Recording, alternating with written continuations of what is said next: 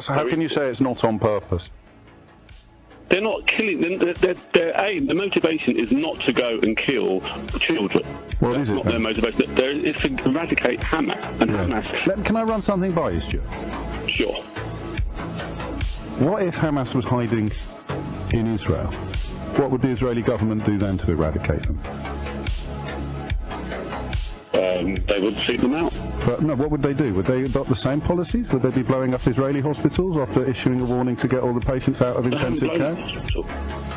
That's another myth, isn't it? They haven't blown up hospitals. Don't let me distract you from the question I asked. Do you think that if Hamas was hiding in Israel, the Israeli army would be pursuing the same tactics in pursuit of them with regard to civilian life?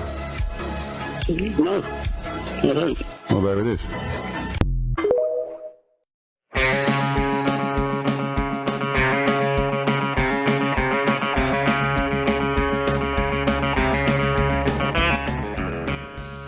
Yes, folks. Left Reckoning 175. That was James O'Brien of Leading Britain's Conversation with, I'm sure that's been put that exact way before, but I have not heard it so succinctly, which is, if Hamas was hiding in Israel, do you think they would just be blowing things up willy-nilly? Do you think it'd be more surgical? But David Griscom, hello. Hey, brother. How you doing? Am I crazy? Is that like really a really? Oh no, I totally agree. I mean, it's phenomenal because, like, I think it's one of those points that you can't really sidestep it because everybody knows full well that everybody knows. Because I mean, at this point, I mean, Israel seems to be less and less interested in keeping up with all of its misdirection that had done in the past, right? It's on to the next one, on to the next one, on to the next one. So everybody sort of at this point knows it's like, oh yeah, some bad things have happened, even if they're sort of confused and will deny verifiable things like, yes, Israel did bomb an Israel hospital. They know that some bad things have happened, and they probably wouldn't be doing that in Tel Aviv. And they know the differential is caused by a difference in weighing human life. And it is, couldn't be starker, so that was a good job. I don't know. Maybe Brit listeners can give me a better handle of what LBC is. Cause I think it must just be like maybe a Hill sort of outfit where they have a bunch of different, commentators on of different politics. I've seen some real stinkers hosting their stuff, but that was a really good point from James O'Brien. No, for sure. Well, also just a reminder, talking about different categories for folks, we had a really great deep dive conversation with our friend and teacher, Milton Alamati, over the weekend about South Africa and, what has been going on there politically as the country has this open conflict over the legacy of the ANC, frankly. So it was a very insightful and wonderful conversation. Get that patreon.com/leftreckoning. It strikes me how, and I've seen this actually with Zionists on Twitter, they will deny that a genocide is taking place in Gaza and will say a white genocide is taking place in South Africa. Meanwhile, the ANC is working with a white opposition party, which, to be fair, opposed apartheid, at least per their website, but also opposes the land reforms that were promised under Mandela in the 90s. And so... you want to check out our conversation with Milton on that. Yeah, for sure. In just a little bit, we'll be joined by Seamus. We're going to be talking about Lebanon, how normal of a country Israel is, and the elections in Iran. But before we get there, man, we got some exciting news to share with the audience, some good news. Something that we don't get to do very much on this program.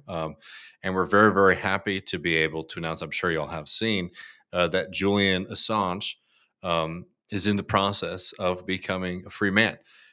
He has entered into a plea deal with the United States government to plead guilty to one felony count of unlawfully obtaining information and will be able to negotiate time served for all the years that he has been holed up in Belmarsh which by all accounts has been some of the most excruciating, inhumane treatment that you can imagine. Only thing that could be worse would have been if he were to be brought into the United States, is the American custody for him to be tortured for exposing American war crimes.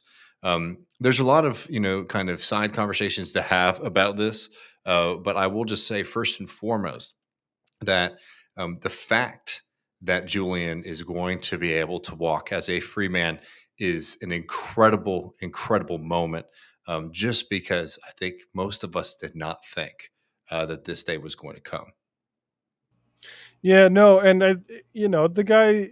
I still remember I was in London when he was at the Ecuadorian embassy, Wow. 2012, I That's so believe. wild to And think. I mean, it's like to like tell people when that was, and you're like just like all the things that you've experienced in your life, 2012. It was the summer going into my final year of college.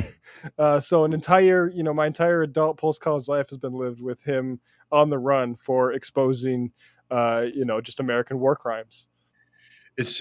I mean, truly, it is just hard to overstate just how unjust this entire campaign against Julian Assange has been from the get go. And he's not even American. Like, not an American shouldn't be persecuted if they exposed our government doing this, but we should also not be able to hunt people from other countries exposing our war crimes done in other countries. It's insanity. I mean, I think that's like such a fundamental point that a lot of people miss too. I mean, the two kind of misinformation things about Julian Assange, or things that aren't talked about enough, is the first one is that something that's not talked about enough is that yes, he's not an American citizen, and he also wasn't operating inside of the United States. So it would be like if the Iranian government or the Israeli government, and I'm sure that's coming soon, you know, is able to prosecute American journalists for exposing crimes against humanity that those countries are engaged in, right? I mean, it is completely absurd. And just so the nonchalant manner with which so many American commentators, hell, even people on the progressive side, even people on the left, treated this complete travesty, just naked assault on democracy and on journalism.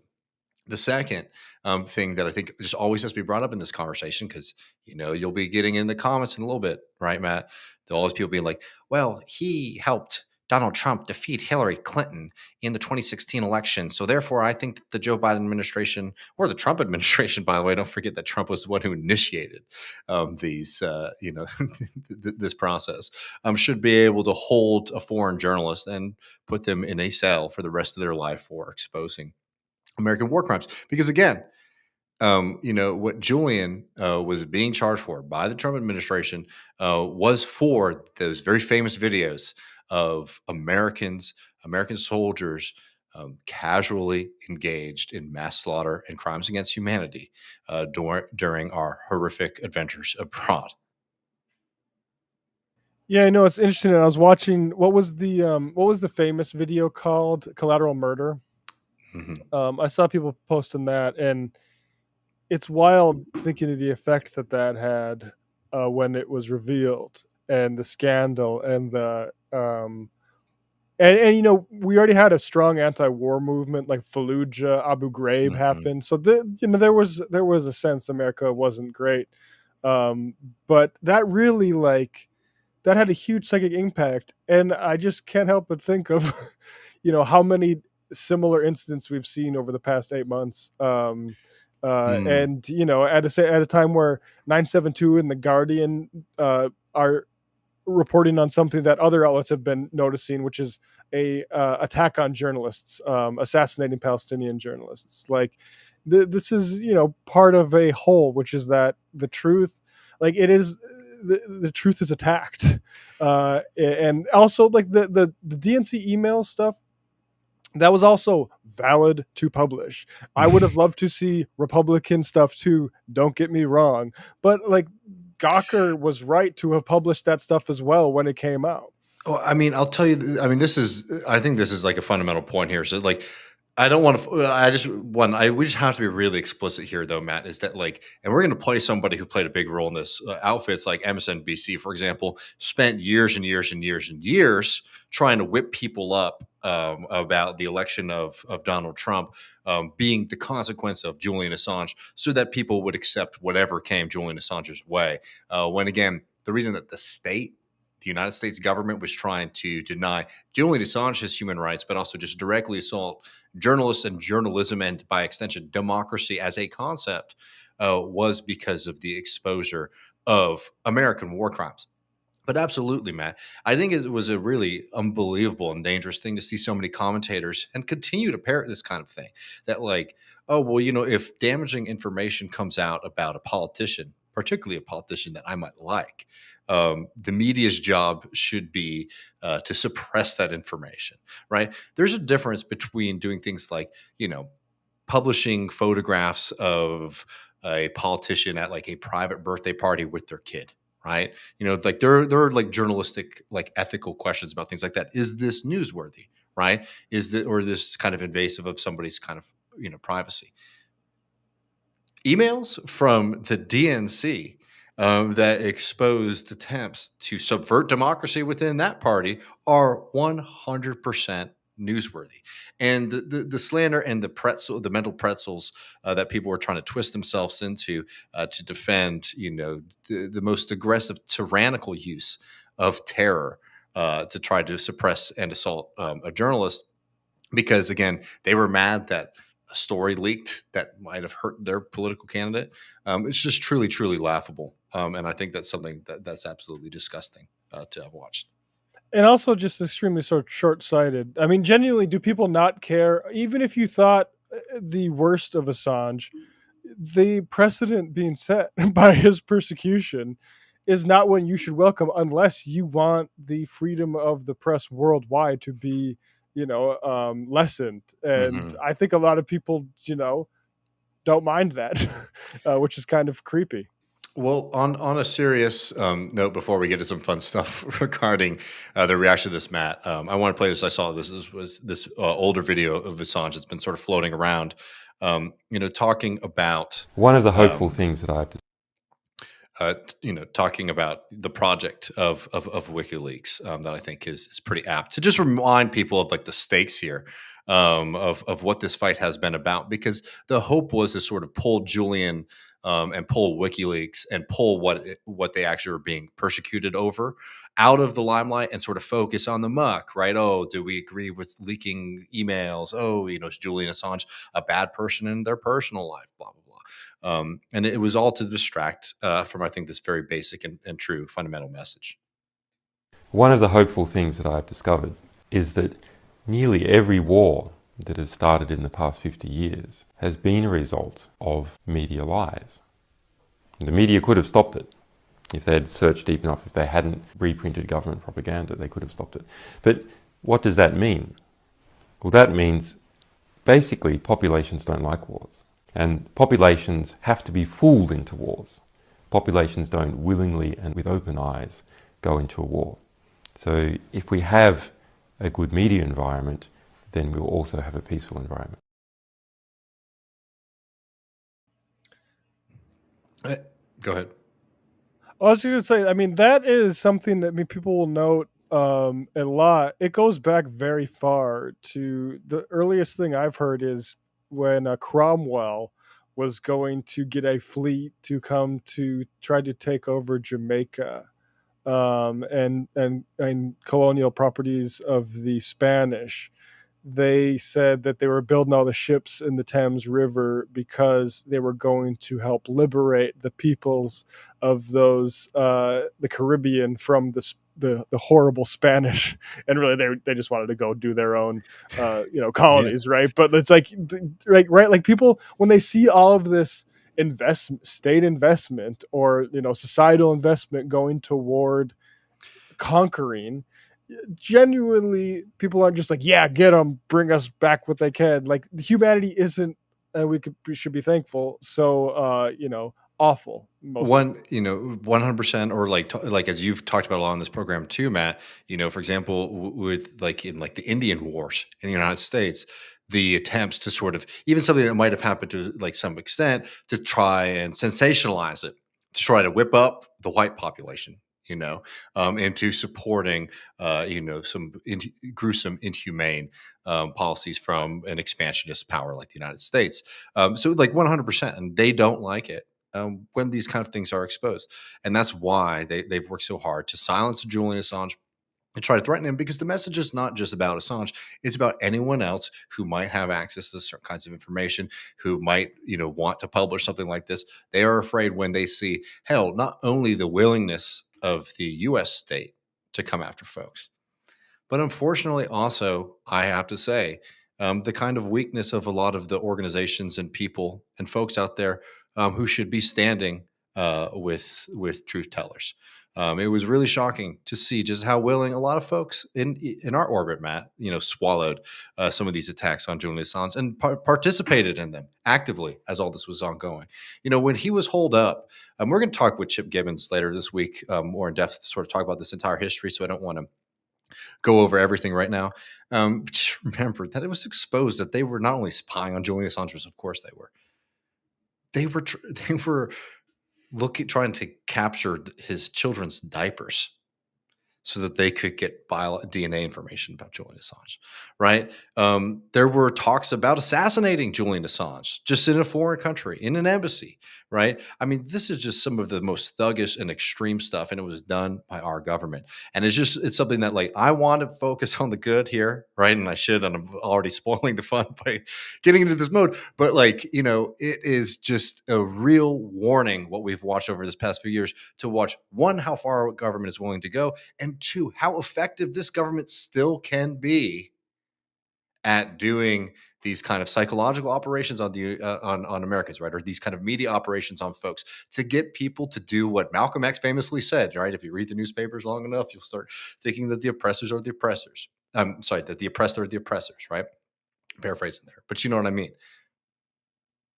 Yeah, and we should just, and we'll again get into this more with Chip, but Jamil Jaffer is a director at the First Amendment Institute. Used to be at ACLU. I followed him on Twitter for a long time on these issues, but the Assange press freedom plea deal, bad for press freedom, but could have been worse. Basically, is this plea deal, right? Like, he's just been pardoned. Yeah. And we shouldn't be prosecuting, and this is going to have a chilling effect. And yeah, I mean, and again, it's just like ruined this guy's life for a huge span of time. And yeah, I mean, stole some of his best years from him. And of course, yes, absolutely, he should get time served and then some, frankly. Well, this is the problem too, is that, like, this plea deal is, he's getting time served. He served that time, right? And he never have had to serve a day in confinement. It is a travesty of justice. What we've seen happen with Assange over these few years. Again, very happy to see him walk free, because I thought that would never happen. But, let's just not forget that it's a bittersweet kind of context here. Now, Matt, Julian Assange is going to be David, free. Mm-hmm. Sorry to interrupt you, but it is bittersweet across the aisle, really. Yeah, this is the thing. It's a very bittersweet moment for some folks. Julian Assange is now free. And, a lot of people don't know how to feel about it, right? Particularly people who on maybe both sides of it have made it a little bit of a career. On this program, we've been talking about Julian Assange from the get-go. We've been talking about, about him on TMBS. And if I do say so myself, taking the correct position on this all the way through. But a lot of people have done some very weird things with Julian Assange. And maybe before we get to our favorite boy, Matt, let's go to MSNBC, where Rachel Maddow. The funniest thing about it is I was a little surprised at how quick her report on him was yesterday, just because she has spent so much of her career now, obsessed with Julian Assange, obsessed with trying to muddy the water, to excuse barbarity. Let's also not forget to excuse Trump's barbarity here when it comes to Julian Assange. I don't know. I thought she would have a little bit more to say. 6-minute segment. Well, this segment will be longer than hers, but I just clipped it just so folks know. The beginning, she does this kind of like Lit 101 intro where she's talking about the island chain that he's going to be going to plead for his plea deal, right? And this is the only time where we actually get some meat here. And let's see what she has to say about Julian Assange. Julian Assange first made a name for himself leaking volumes of classified information on America's wars in Afghanistan and Iraq through the site WikiLeaks. He then, in 2016, published leaked material. Matt, did you notice that too? No editing there. That was a pregnant pause. Can I just say, like, they skip over the only thing that the only real bone I have to pick with Assange, which is the ClimateGate emails in like 2012, which is like, I think a problem with WikiLeaks sort of view from nowhere, apolitical publishing clearinghouse angle, like we'll take whatever. And it had them, publish some BS climate stuff. Mm-hmm. She just skips entirely over that. But that's not really her problem is that he's not, more, radical in his or in ideology, and actually, I'm really sorry to do this, but let's just go back to what she says about the war crimes, because she used a very specific phrase here that I think is sort of notable. Leaking volumes of classified information on America's wars in Afghanistan and Iraq through the site WikiLeaks. I'm very apolitical way to describe what was. Give it to me one more time. Yeah. I mean, I'll just tell you. She says what he did was he leaked classified documents about America's war in Iraq and Afghanistan, right? Just like a very loose way to sort of say, no, not war crimes, not brutal. I don't think people. Mm-hmm. I don't think people understand this, but I talked about this with Robbie Martin. Like in the 2000s, Rachel Maddow. I wonder what happened, because she did like exposés on this sort of beat. That's true. I'd be curious if there's any Maddow, historians. I mean, I'm sorry. These people expose all themselves as absolute partisan hacks. The second that it became inconvenient for them to have things exposed, they turned their back on these people immediately, right? Because earlier these people did like WikiLeaks because they were exposing things that were done, under Bush. Yeah. And then when the Obama stuff started getting leaked, and then when the Clinton stuff they turned their back on them really quick. He then, in 2016, published leaked material the Russian intelligence services had hacked from the Democratic Party. Russian military intelligence stole the material. Then they used WikiLeaks. They disseminated the material through WikiLeaks in a specific effort to hurt Hillary Clinton's campaign and help Donald Trump's campaign. Donald Trump, you will remember, happily accepted the help. He cited WikiLeaks nearly 150 times during the campaign, at one point just flat out crowing, "I love WikiLeaks." And then what do you do? 3 years later, when Trump's Justice Department indicted Julian Assange. First of all, this is politics. I mean, if Trump was exposed by some purloined documents in, say, the next few months, and it really embarrassed him, you are not going to see a Democrat give a fuck. Could you imagine? About the chain of custody. That would be so awesome.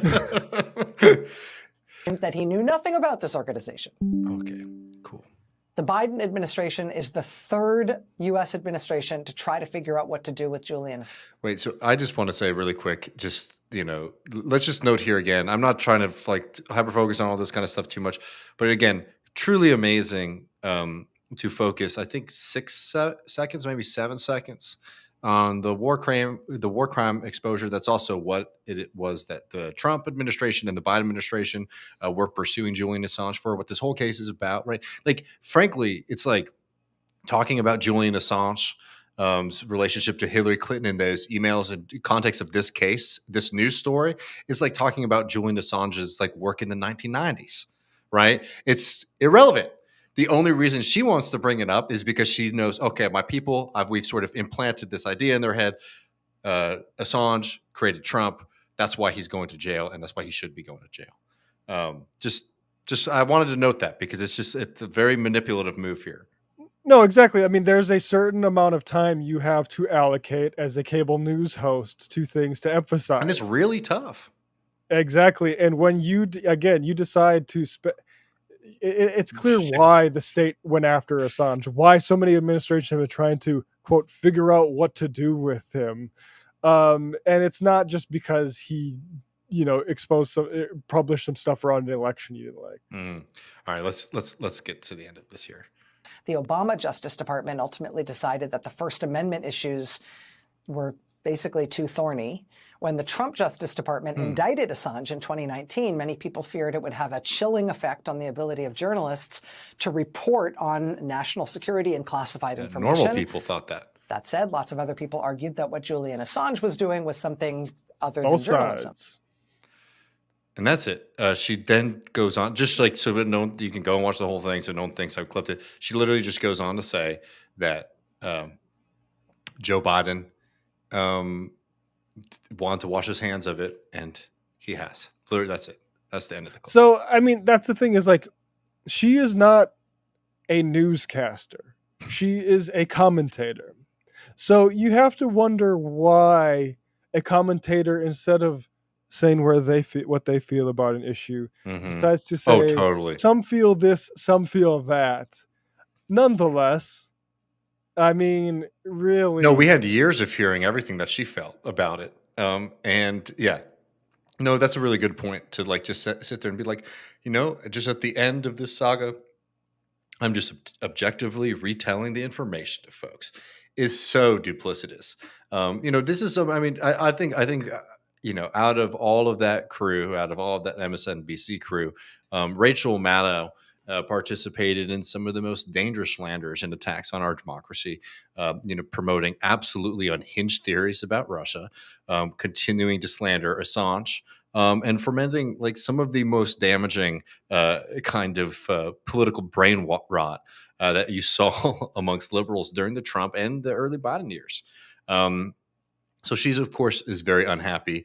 It's very fascinating to see how these folks, have to sort of reckon with the fact that the guy who agreed with them about torturing Assange was Donald Trump. The Trump administration were the guys who wanted to get him. And it's a really embarrassing thing. It's like, Samantha Power, that like diplomat, wrote some shit about Kissinger and then ended up at a Yankees game. I mean, Maddow is made, and she has sources, and because of her position at MSNBC, and it's like Kissinger said, like once you start talking to people like that, everyone else starts looking like an idiot, and then they just get insane because I don't think anybody thinks that like, that's actually like, engaging with the world when you have to, do emphases like that, with like just gloss over. He exposed some stuff about the war. Like what? Like what did he expose? What do you mean? Like Jesus. Collateral damage, Matt. I love these kind of weasel words. Yeah. Do we want to go to our other friend, or should we save them for the post game? It's just Russ, right? Is that the other guy? Yeah. Let's bring Russ in here. So, I mean, this made me laugh because, here's Russ. Julian Assange has been released is obviously part of a plea deal. It seems extraordinary and exciting and amazing that Julian Assange is free. And it makes you, of course, question, is it connected to the debates taking place? Is it... So, again, it's like... It's this, honestly, it's just the opposite side of the same kind of mentality, frankly. Just keep your people really worked up about stuff without any real thought of the consequence of having all of your audience turn their brain off. Well, there's a certain type of guy who isn't like, ready to... They just see, okay, Trump persecuted him, and Biden did this deal happen, right? And that's trouble for Russ, because his entire narrative is that actually Trump is going to save us from the deep state. Mm-hmm. So the he persecuted Assange thing is kind of excellent gambit, sir. Trump put Julian Assange just like in the boat, just like slowly rolling down, just so that he could save him at the last minute. I mean, yeah, absolutely ludicrous. And when he's like, it seems exciting, it's like you can't even genuinely feel excited that the guy is done being tortured. Mm-hmm. And in the very next breath, I'd be like, guard against, like, is this going to be too good for Biden? No. The answer is no. Biden is not going to make it a set piece of his debate strategy on Tuesday night. Like this is like we were talking about before, like more about probably international policy and trying to, okay, we're pissing the world off with just how much we're going to the map for Israel. Maybe let's throw a bone to Australia and some of our other partners who, are tired of, their constituents feeling like they're going to be next. When they say something wrong about America or expose something wrong about America, the government just comes and ruins their life for a whole goddamn decade. But Biden is not. This is not the strategy for November. I wished I lived in a country where, like freeing somebody who was being tortured for journalism was going to be a winner in the presidential campaign. I'll tell you right now, Joe Biden will not mention it. And I think the reason that you get a 4-minute segment of it on MSNBC, even though that has driven news coverage at that program for years, just like this crescendo is to have nothing on it. That's wild. To limit yourself on it, that's very wild. It's because, it's no longer helpful for them. And it's again, like, I get the sense that Russ kind of wishes he was not given that deal. And it's like the sort of distraction theory of politics that everything that happens is actually staged and is it's just, a bit worrisome to see as such a prevalent mode of thinking. I think so. Well, we're going to have more conversations about this very soon with our good friend Chip Gibbons, I am sure. But we're about to jump to our conversation with Seamus to talk about Lebanon. But before we do, I do want to make a quick call to the audience.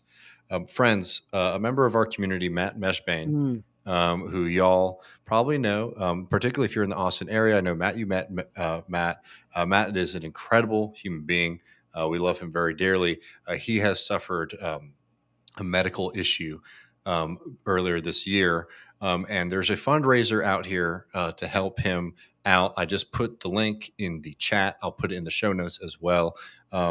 Matt is out here and definitely needs the support of the Left Reckoning community. He's a huge Left Reckoner. You'll see him around town in his Left Reckoning cap. I know that's how, when you met him, Matt. We were at the honky tonk and there was a guy in a Left Reckoning hat. And he had no idea. He just happened to be there, anyway, Matt is a really wonderful person, and I highly would suggest that folks, if you're capable of going in there and dropping a couple bucks, $10, $15 is fine. All of that really does help. If you're in the Austin area too, there are a lot of fundraisers and events and things like that you can participate in. But Matt's a huge part of this Left Reckoning community. So please show up for another Left Reckoner if you can. Absolutely. All right, folks. And you'll see Seamus lean in to listen to his speaker joining us from Beirut. So really great talking with him again. So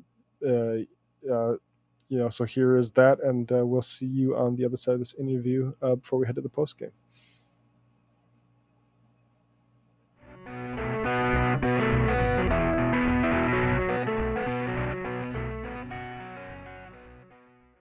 Welcome, Left Reckoners. I'm Matt Leck. With me, as ever, David Griscom. Hello, David. Hey, brother. And joining us once again, Séamus Malekafzali, who has joined us once again before. You can see here, you can follow him on Twitter, and he's a writer at Séamus-Malekafzali.com. Seamus, thanks for joining us. You are in Lebanon right now, is that correct? That is correct. I'm in Beirut right now. And so we appreciate, having you on, this far away and being able to do this. Some negative attention bringing Lebanon into the news lately is Israel decides that it wants to maybe pivot military operations there. I saw this come across the timeline, which is Israel, the government of Israel, tweeting out a comic because I think they're done with the CGI stuff after the. It's a very normal bombings. Government. Yeah, tweeting out the Beirut Rafik Hariri International Airport and it being which is ironic. I did see people posting like, actually, the Israel airports take military deliveries all the time, but we won't get into that. But Seamus, what's the deal with this pivot towards Lebanon? Well, in this specific instance with Beirut Airport, I mean, this is a long-standing accusation that the Israelis have made that Beirut Airport is like the primary, or at least one of the primary ways that Hezbollah moves weapons throughout the country. This was an accusation that was levied back in 2006 when the Lebanon war happened. Then they bombed it repeatedly during that time. And it would seem that with all the tension that is ramping up, that they are laying the groundwork in the present day for the airport to be bombed again, which would cut off Lebanon's only civilian air link with the rest of the world. It would, of course, cause massive reverberations. It would be a significant step for sure. And of course, it's predicated on an absolutely false idea that Hezbollah, one, is using it, and two, would need to use it because they already have a huge network of clandestine ways of moving weapons. Beirut Airport is a major international airport that is operates in pretty clear view of a lot of people. And in order to move massive amounts of weaponry in an area which all major political factions utilize, including the Lebanese army, and no one except, I guess, the IDF knows about it, I think it's a pretty spurious accusation on the face of it. The minister, I believe, I want to say the Minister of Transport, but it could be a different portfolio, invited the media in. You can look. There's video of the cargo bay. Unless Hezbollah moved every single one of its missiles on the cover of night outside of the airport, really wasn't anything there. There was someone from a Gulf Arab channel, Al Hadaf, who claimed they weren't being allowed in, which wasn't true. Everybody else could go in. They were just making a stink of it. I predict, though, that this accusation will nevertheless continue to be to be claimed, let's say.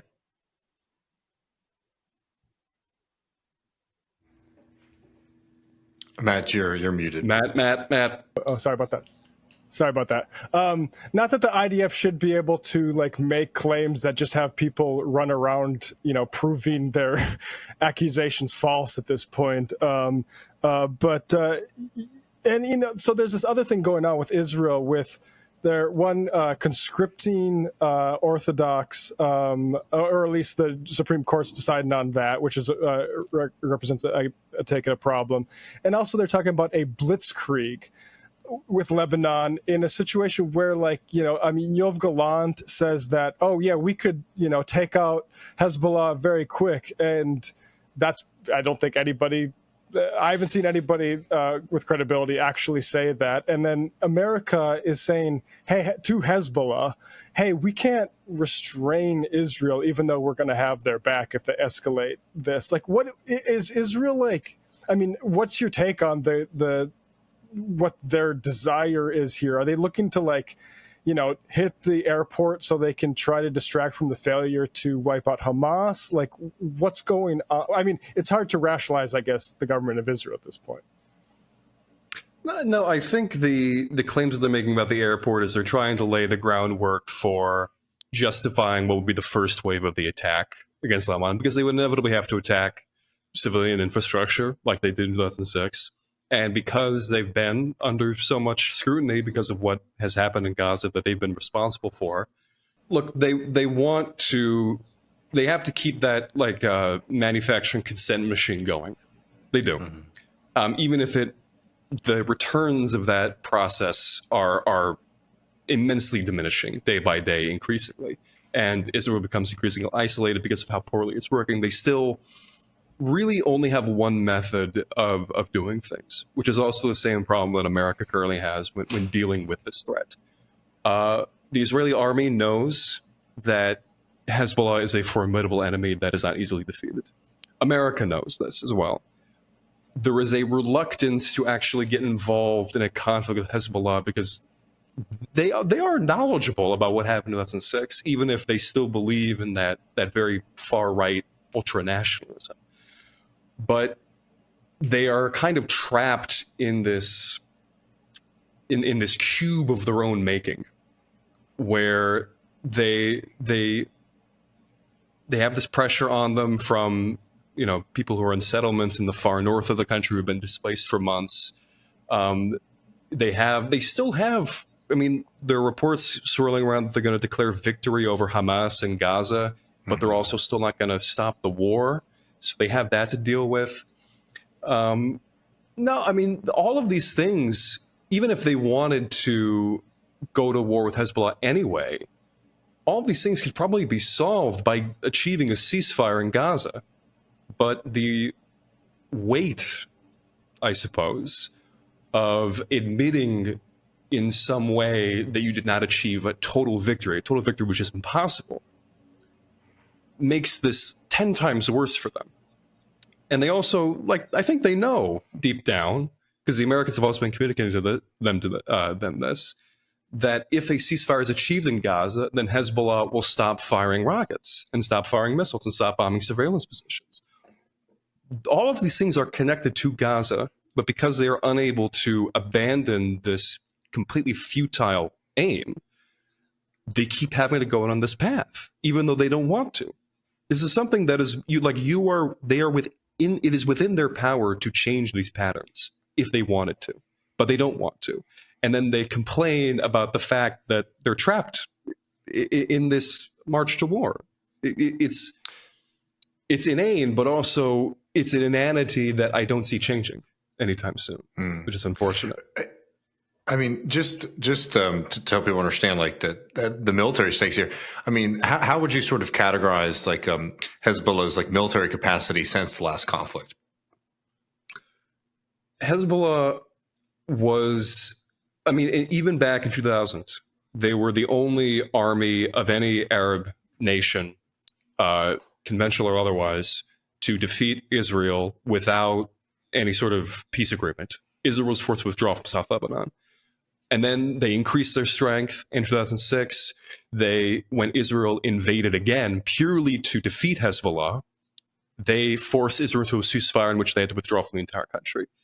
Now, Hezbollah has increased its fighting capacity and its numbers to, I believe the numbers that at least Nasrallah said, that they have 100,000 or more fighters. He said that he has more fighters than he knows what to do with.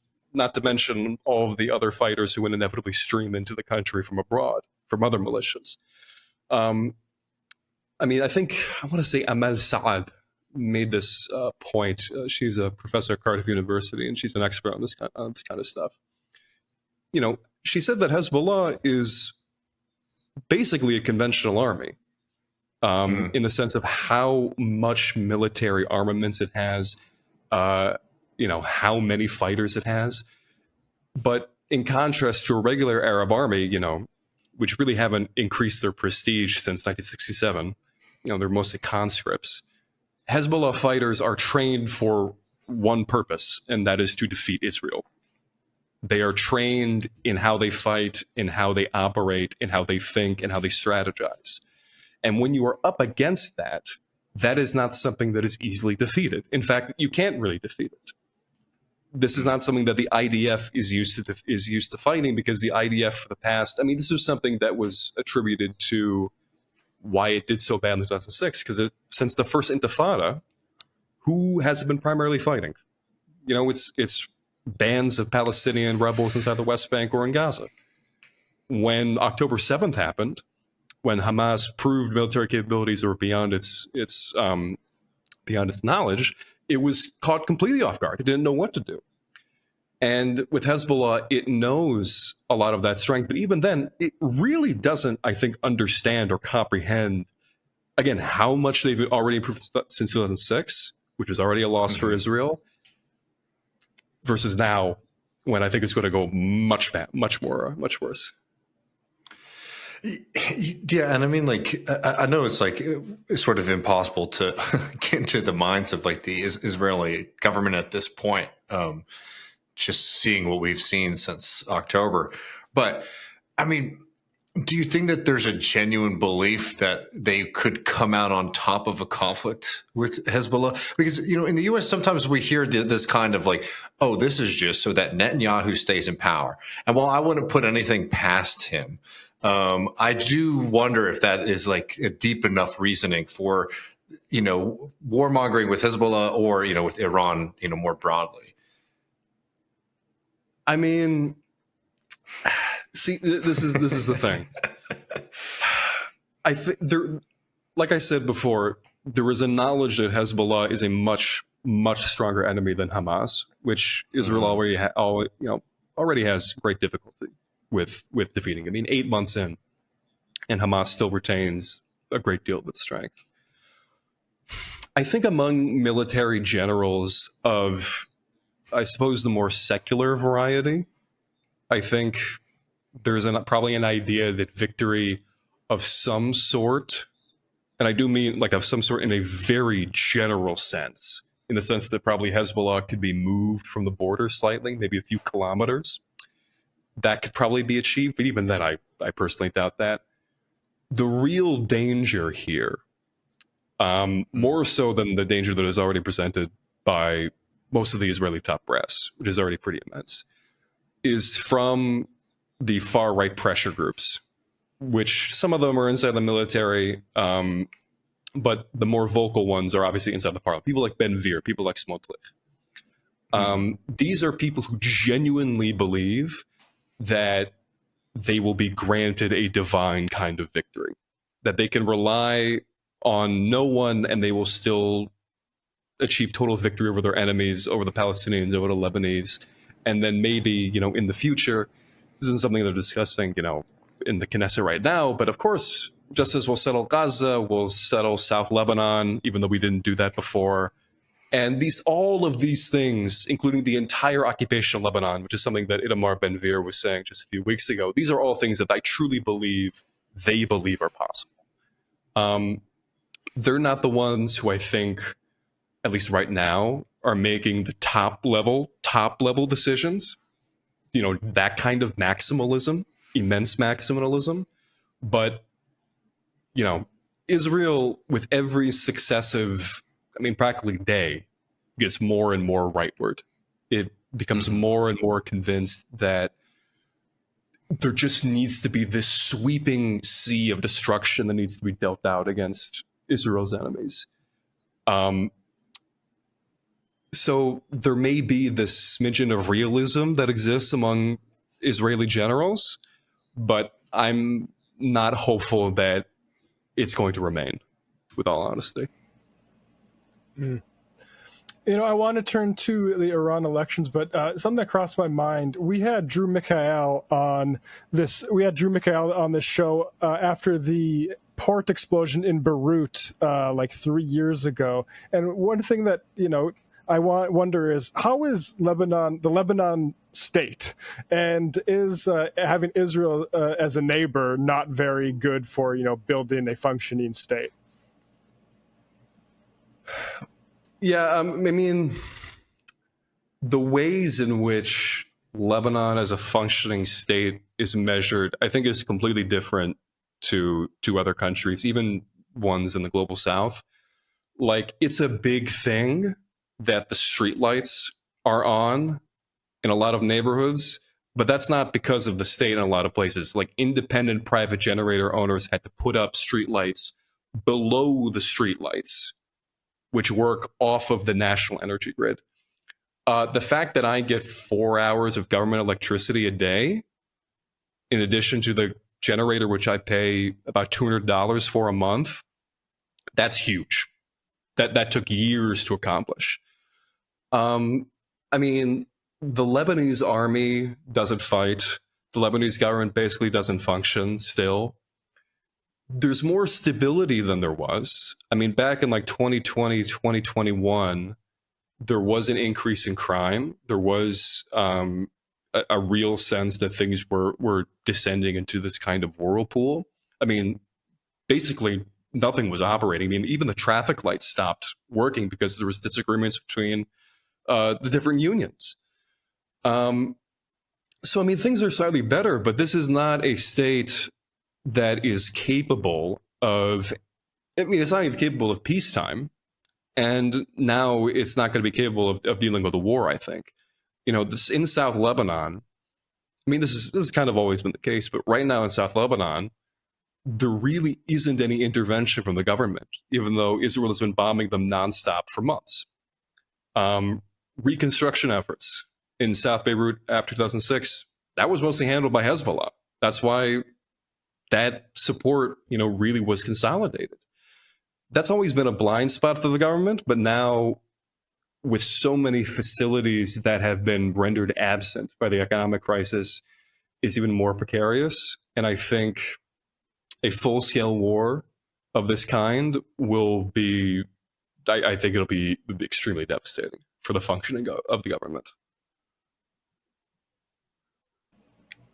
And so Ibrahim Raisi, people might know, his former president of Iran, crashed in a helicopter crash over a month ago.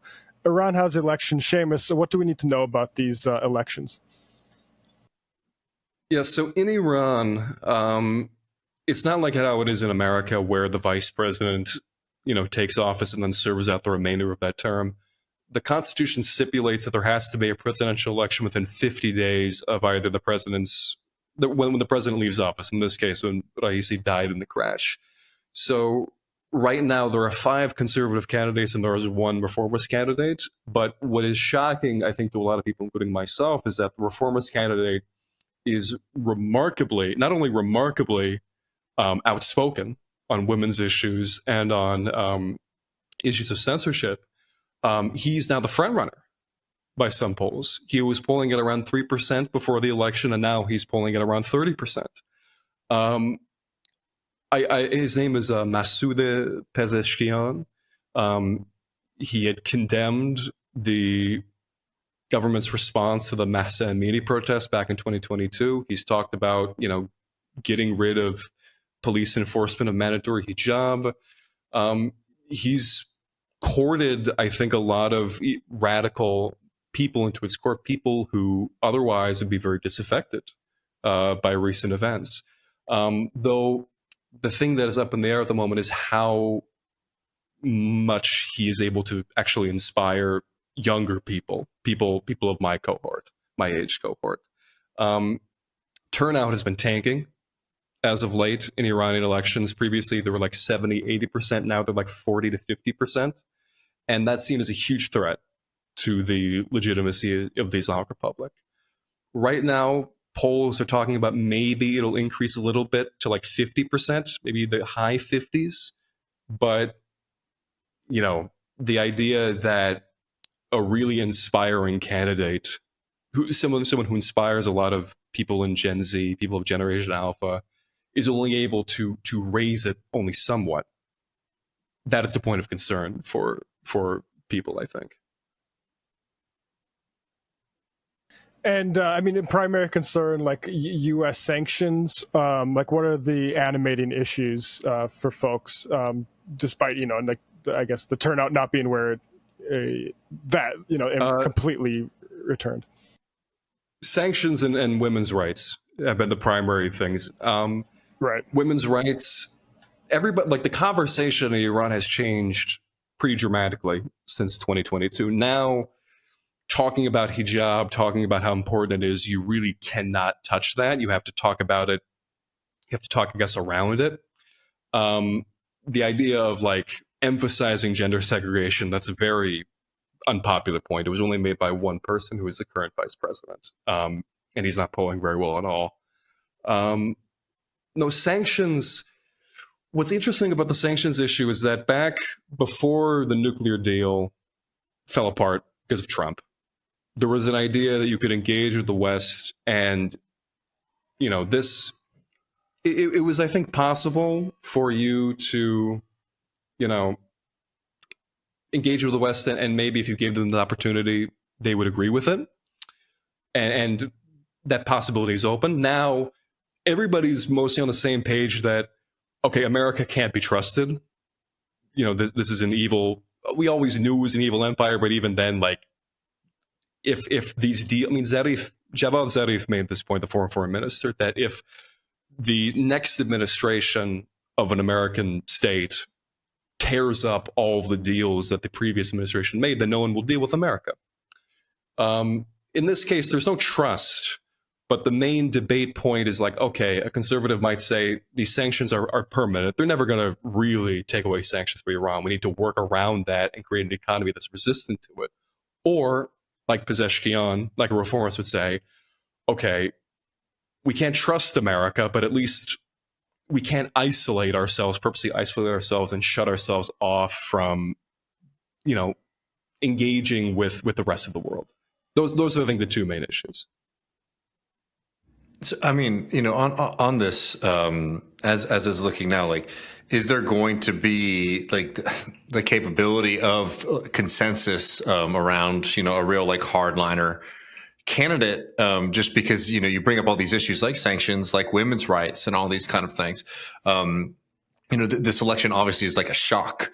I mean, how are you sort of seeing that formation sort of reacting and trying to maybe campaign in this moment?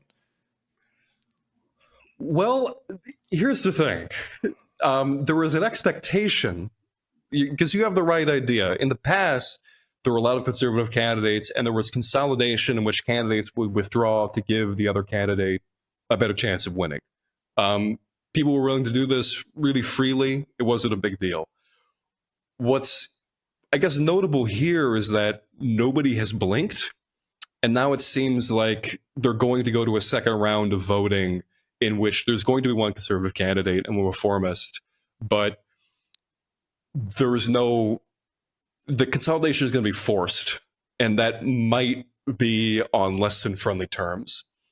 Right now, the top two candidates that are in the running with Pezeshkian would be Mohammad Ghalibaf, who is the current parliamentary speaker, and Saeed Jalili.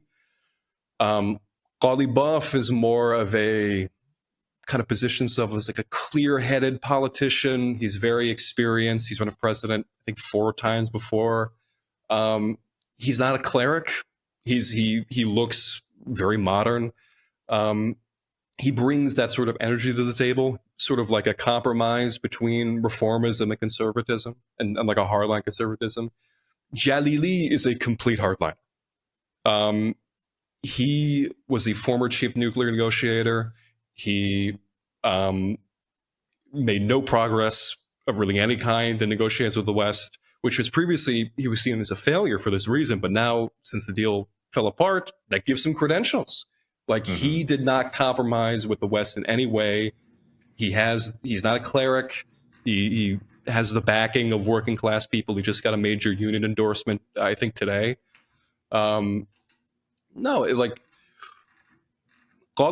will, I think, be easier for the most of conservative voters to consolidate behind if he gets to be the top candidate.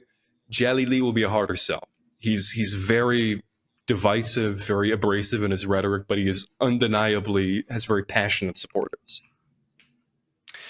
I was also wondering, if you could talk a little bit about the vetting process this time around, if there was any kind of surprises there. I know that, Ahmadinejad, former president, and also a huge University of Michigan football fan, a lot of people were talking that he might be able to sneak up. I mean, but in all seriousness, when it comes to, the kind of honing of democracy, right? The limiting of candidates. Do you think that there was more of like a hardline approach this time around, and who ended up being allowed to run in the first place than normal, or a little bit less, given the obviously shocking circumstances of what had happened? No, this was a bit shocking to me because in 2021, it was the thing that arguably killed the participation of huge swathes of the population was just how conservative the candidate field was. They eliminated basically every major reformist figure, only allowed in nothing candidates. They allowed, the farthest liberal guy was the central bank governor. Like, if I pitch this to you as like, that's your major change candidate, like that doesn't inspire anybody, and it really didn't. So I think the expectation was that it was going to be a similar deal to succeed Raisi, because Raisi was a very conservative guy. So the fact that not only Pezeshkian, a man who was rejected by the Guardian Council before, which has only happened once earlier, someone who was outspoken in his criticism of the state to be led in, that was a huge surprise. There was another candidate, Pur Mohammadi, who is a cleric who has been also very critical of the government. Those two were surprises, and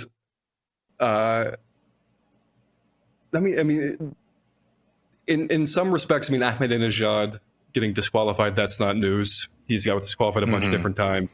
He's criticized Khamenei directly. He's not getting back in. He seems content at this point, I think, to like talk to people outside of his house. This is a thing that he does. There still is, I guess, a continuation of form. Obviously, there's no one who's so critical of the Islamic Republic that they advocate its elimination or dismantling. But this is a return to the kind of allowances for opinions that might have been seen in like 2009, which shocked me. I didn't think this is something that the government would ever allow itself to be exposed to. But again, if Pezeshkian loses or even doesn't get into the second round, then all of this is moot.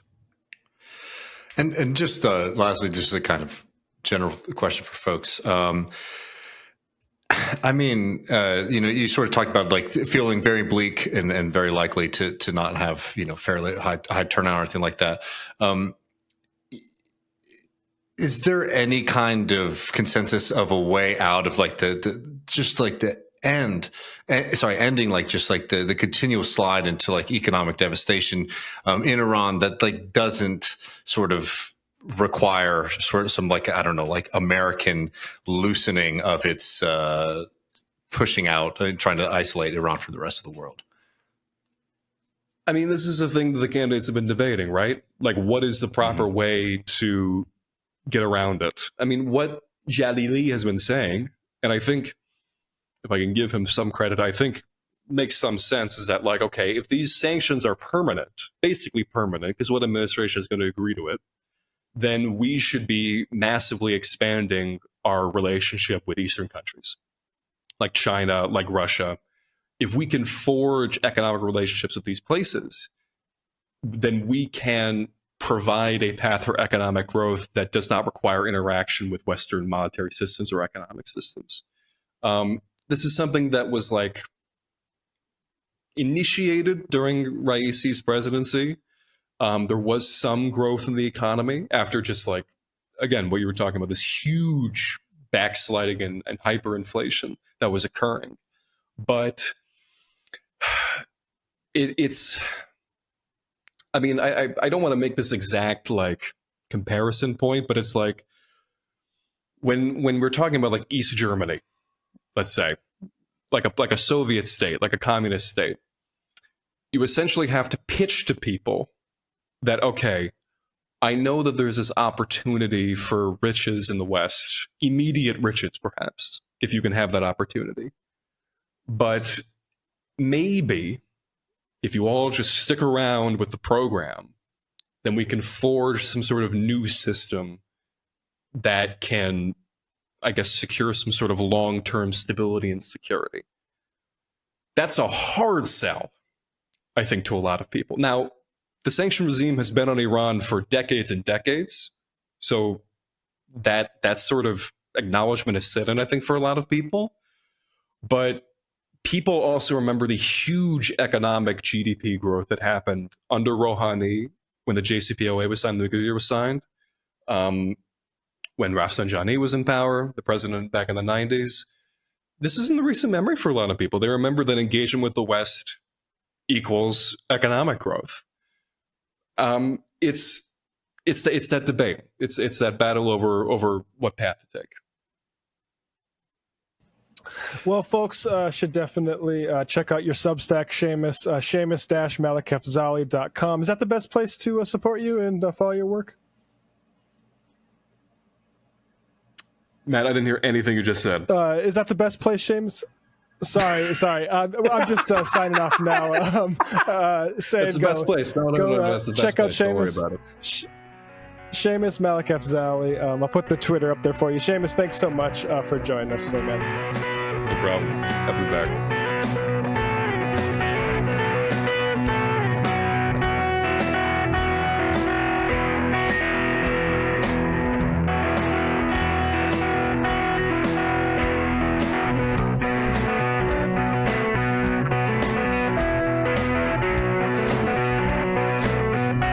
Folks, I just realized we're going to be on a theme in the post game because we're going to be talking about the famous Media Pennsylvania burglary of the FBI offices that revealed COINTELPRO. And that was another instance of people righteously stealing documents about American government malfeasance and publishing it to the world. And Tucker Carlson's covering that. We'll see how he's doing, the new Deep State Watcher. Ooh, can't wait to. You know what? That is actually such a good point too. Is like, Tucker, not only does no one trust anything that you say, whatever, but you're too new to the game. The idea, we're gonna play. You saw this clip of Greenwald talking to him. No, about I have not. Well, we'll play it, but apparently Tucker didn't know that there was anti-BDS legislation in many states in this country. It's just completely new to him. So we'll have to we'll do that. So it's going to be a Tucker-heavy post game. Yeah, well, friends, you'll want to join us for that, and along with an update on Germany and Israel in a difficult. Another normal country. Yeah, in a competition to see who could be the most normal. We have a little update for you in that race. You won't want to miss it, friends. Patreon.com/leftreckoning to get access. It's not just the post game though. You get those bonus episodes. We've had some really good ones recently. Dustin Guastella talking about Kensington and Philadelphia and the problem with liberal drug policy. We also had Milton Alamani on the program talking about South Africa.